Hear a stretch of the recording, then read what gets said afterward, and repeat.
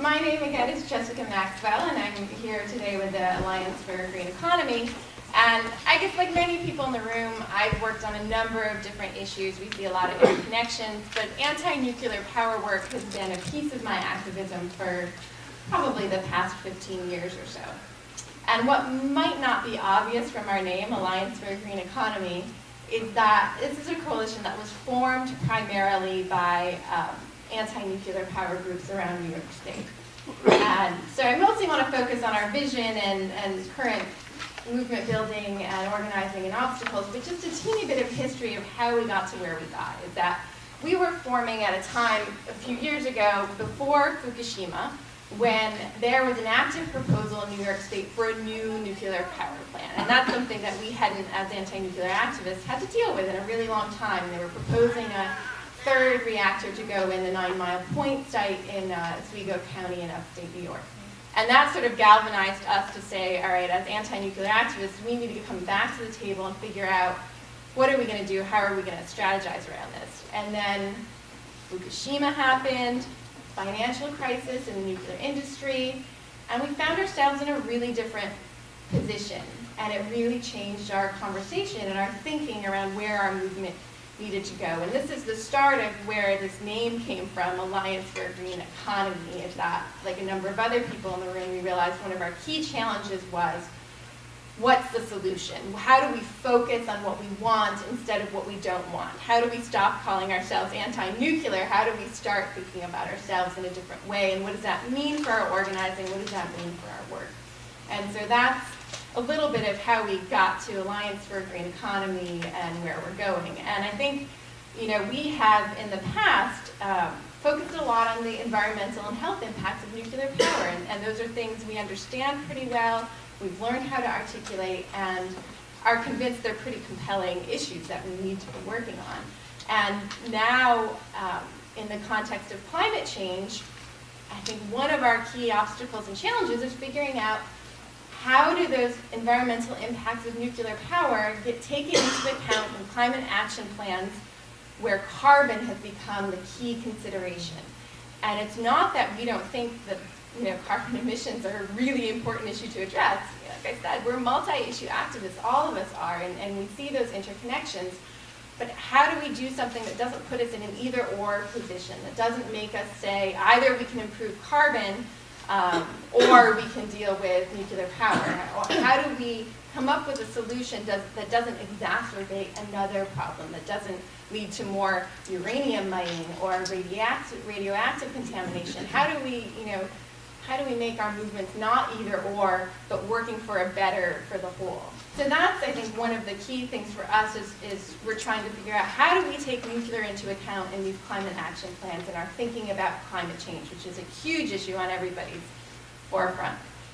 In addition to that, I think more recently, we're really starting to just understand, and in great part due to the work of our keynote speaker, and I'm sure he's going to reference this a little bit, how incompatible nuclear power is with the renewable energy future we want to see, not just based on we've always been looking at it from a standpoint of our principles and our ethics and health and the environment, but even from a technical perspective, that it just doesn't work well together, that we're setting ourselves up to not even be able to accomplish what we want to accomplish. And so part of what our struggle right now is educating ourselves to be able to speak knowledgeably on these issues and figure out how to articulate what's our vision, where are we going, how do we get there, how do these pieces, how do these strands come together? What is it that we really need to do in New York State if we want to see wind and solar be our predominant energy sources? What are the other pieces? What are we missing? How do we look beyond our own particular issue? So that's part of, I think, what we're struggling with and looking at. And we remain pretty convinced that nuclear isn't a part of our future, that what we really want to see is a 100% carbon, nuclear-free New York State. And that's where we want to go with our energy future. And so then one of our obvious first things we need to look at is, well, how do we get rid of nuclear power? How do we eliminate these reactors that are providing 20% of our energy in New York State? And for us, in the same way that we had been focused on the health impacts and environmental impacts of the people living in these communities, we're now thinking about what are the impacts of shutting down these reactors on those same people living in these communities. I've lived pretty much my whole life in upstate New York. I grew up on a farm in Herkimer County. I understand in a really emotional way the crisis of jobs in upstate New York. And I think a lot of people in this room probably do as well. But Oswego County, that's hosting 3 of these reactors, has consistently had one of the lowest employment rates in our state. And it's a real issue that these nuclear power plants, for all of their negative impacts that we understand, have become a source of employment, have positioned themselves as an important piece of the tax base, and they make a lot of contributions and donations to the various nonprofits that do good work in these communities. And those are real impacts. We can't just dismiss it as a sideline that we're environmental activists, and at the end of our talk we say, oh, and jobs. Because people aren't going to take that seriously, and nor should they, because we haven't done our homework to really figure out what do we mean by that? How are we dealing with this? And we don't have all the answers yet, right? I mean, I'm laying out half obstacles, but we have some ideas, and we're doing some really hard work, but we haven't figured this all out yet. But for us, local economies, local jobs, because it's quality of life. It's not just economics. These are people's lives, people's livelihoods, and it's people's dignity.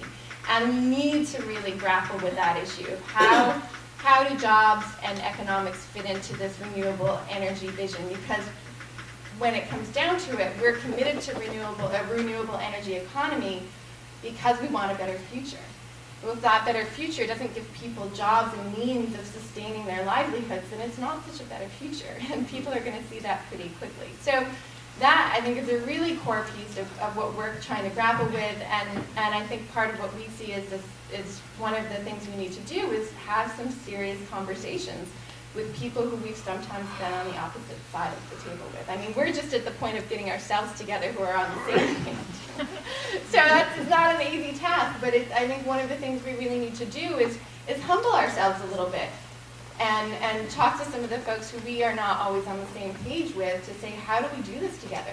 We're living in this state together, and that's not going to change, and we have to forge some sort of vision together, even with people who aren't anti-nuclear, even with people who haven't been anti-coal, because we're going to continue living in this state together, and we need that level of consensus, I think, to push our agenda forward and win. It's not going to just be with our allies, it's going to be with some unexpected allies, I think, or I hope that we're going to be able to do that in order to make ourselves successful. So just 2 other key obstacles or concerns that I want to raise in terms of our perspective as anti-nuclear activists are the financial issues that we see happening in the corporate sector. That part of what has made our job a little bit easier and maybe a little bit scarier in some ways is that the nuclear industry is they're falling apart on their own. Yes, they are. Well, that's exciting, except they're still running our nuclear reactors. It's a little bit scary, right? I mean, it's not like they're going to lose their house and they're going to not have a mortgage, right? They're running the local reactor. And so we've been doing a lot of watchdogging and trying to get to figure out how can the state insert itself, because nuclear reactors tend to be federally regulated. How can we get the feds to come in and take seriously this issue of economic qualifications to run their plants? And so we've been doing a lot of work on that issue with the Nuclear Regulatory Commission and regionally working with groups in other reactor communities to try and take on some of these corporations together. But I think part of where that takes our thinking when we're meeting with state lawmakers is because of this crisis in economics, because nuclear is a plant, you're not going to, your wind farm is never going to have a crisis and the whole wind industry shut down. But as we saw in Japan, the nuclear industry can have a crisis with one accident and shut down the whole industry pretty much overnight. How do we have an energy plan that is reliable and sustainable if that level of catastrophe can happen and we have no control over it and no planning around it? So that's a key piece of our argument, figuring out how to frame that and how to get policymakers who believe we're never going to have an accident to take that seriously. The third piece is nuclear, like gas, has been thrown into this category of transition fuels. right? This is how we're going to get to where we're going. It's just temporary. We just have to do it for a little while till we figure out this other stuff. And I think what we're starting to realize is we've never believed these were transition fuels, but haven't known how to articulate that. And I think we're learning more and more these are derailment fuels, right? These aren't a step along a path to a better future. These are a step down a path to a dead end. And they have no way of getting us to the renewable energy future that we're seeing that we want to be part of. So I'm going to leave it at that. I don't have time. Thanks.